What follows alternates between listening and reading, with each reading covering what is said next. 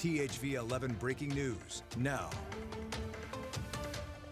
Let's get you a live look right now here on THV 11, where a man was shot and killed inside a Circle K gas station this afternoon.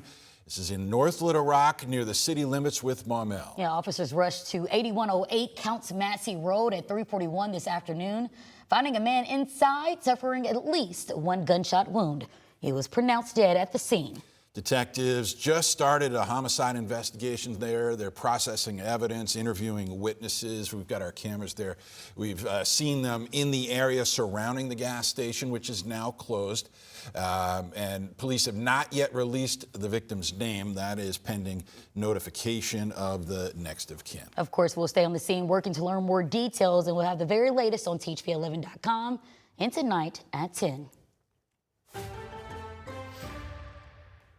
We want to get you caught up on the weather, and thank you for choosing us tonight at 6. I am Rolly Hoyt. And I'm Jurnee Taylor. We're getting closer and closer to wrapping up July, and I'm excited about it, honestly. We have meteorologist Nathan Scott here, but I will say real quick, August seems to pack a bigger punch sometimes than July. It can. Yeah. So by July, by August, take your time coming on in here.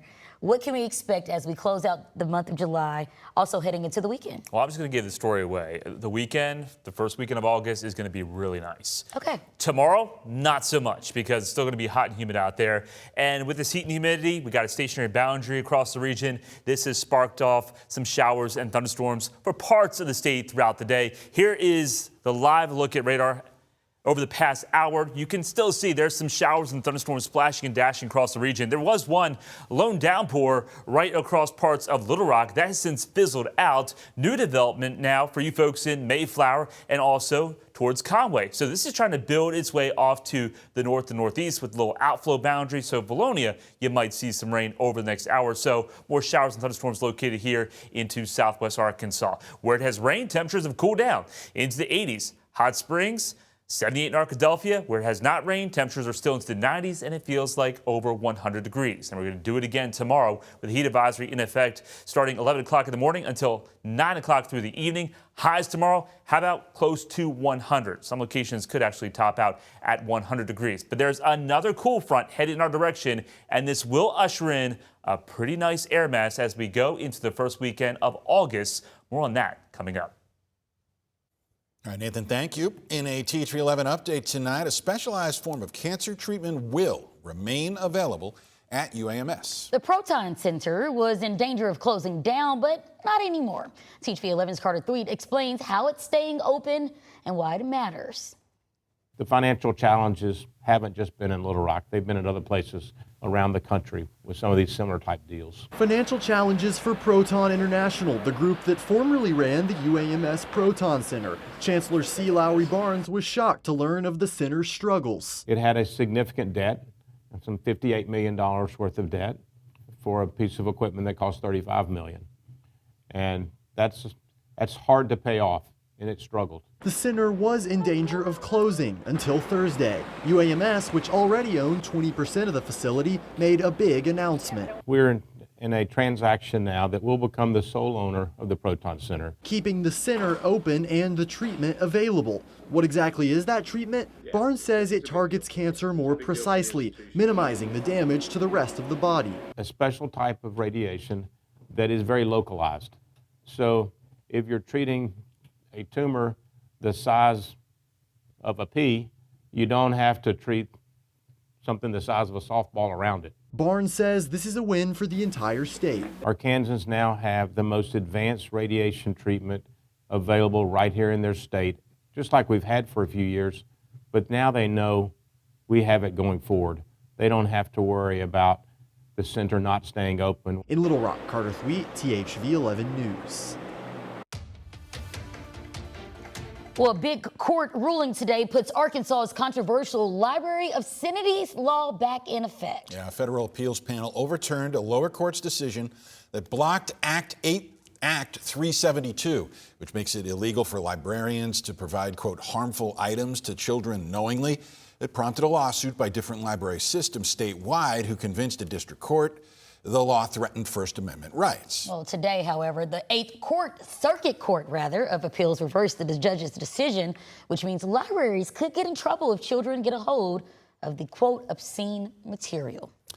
Also a major setback for the committee hoping to put a constitutional amendment before voters this fall. Secretary of State Cole Jester announcing that the Protect Our Rights ballot measure amendment had a flaw on their signature forms that forced him to toss out every petition. An account of the signatures just in case had enough errors and violations that the committee failed to reach the threshold to qualify for the ballot. Cole said he had an obligation to stick to the letter of the law in rejecting the petitions.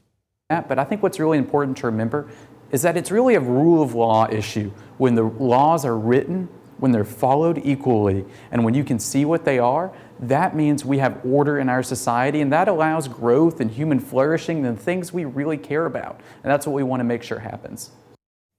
Coming up tonight at 10, TV 11's Catherine Rowley is going to have more about this story, including whether the committee plans to challenge the decisions in court.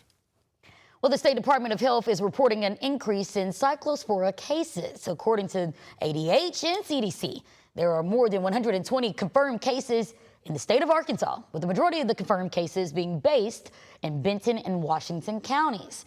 The focus remains on certain shredded iceberg lettuce provided by Taylor Farms in central Mexico. This coming after the FDA removed its earlier positive test result.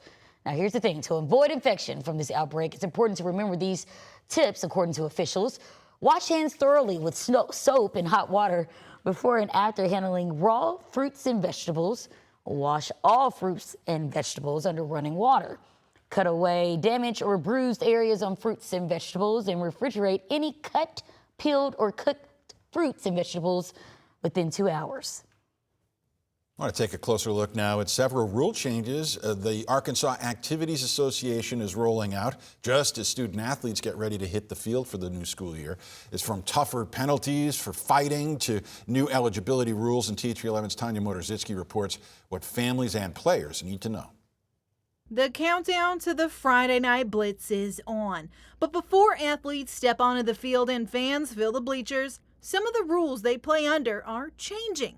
One of the biggest changes focuses on fighting at sporting events. That fighting has no place in education-based athletics, and no matter what happens, fighting cannot be in our game. After a viral fight involving England high schools sparked conversations about sportsmanship, Bobby Swafford with the Arkansas Activities Association says the board approved tougher consequences for athletes who fight. So now if you're kicked out of a game for fighting, you're going to sit out the next 2 games. If you're kicked out a second time for fighting, you're going to be suspended for 4 games. And I think this is a stiff message from our school saying, hey, this is no longer going to be tolerated. The AAA also changed eligibility rules for student athletes, creating a clearer timeline once a student enters 7th grade. They have a total of 6 years of eligibility. So if you get held back for whatever reason and you repeat one of those years, you're not going to be eligible that second year. Another proposal would have changed how football classifications are determined. It would have allowed struggling programs over multiple years to move down a classification, but it didn't pass. Our member schools voted to not pass this because they think it's not fair if you're a 5A school to be playing a 4A competition. Tanya Motorzitsky, THV 11 News. All right, Tanya, thank you.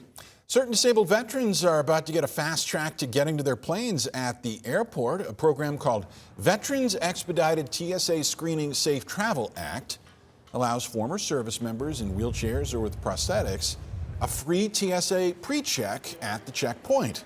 You have to be enrolled through the VA and have a service-connected disability. It became law last year, but local TSA officials are trying to spread the word. Offer free pre-check to all military active duty personnel. It's an $85 savings, so it's pretty significant. For their spouses, we also offer a $25 discount. So it's almost 1/3 of off of the regular price. Now, if you qualify and want to apply to get those pre-check fees waived, contact the VA online or pause your TV or stream right now. Write down the number at the bottom of your screen there. We'll wait. Okay, unpause. On with the show. A new school year is just around the corner, but before the next class arrives, P.A.R.K's summer program paused. Perfect timing, actually. To celebrate its 23 seniors, P.A.R.K stands for Positive Atmosphere Reaches Kids. A new mural was created to honor this year's class. The piece, created by Rex Deloney, who has spent nearly 2 decades turning each graduating class's memories into a lasting work of art. Today's unveiling serves as both a celebration of the students, but also a special dedication. I think about these students and all the times that they have gone through in these past years, being from the 7th through 12th grade and, you know, with COVID and everything like that. So I was really trying to make sure that it would be monumental for them. I think the heartwarming part about dedicating this to my mom, because she was here for the past 16 the murals that I did. So those were significant parts about this year's mural. Well, of the 23 murals displayed inside the gym, Deloney has created 17 of them.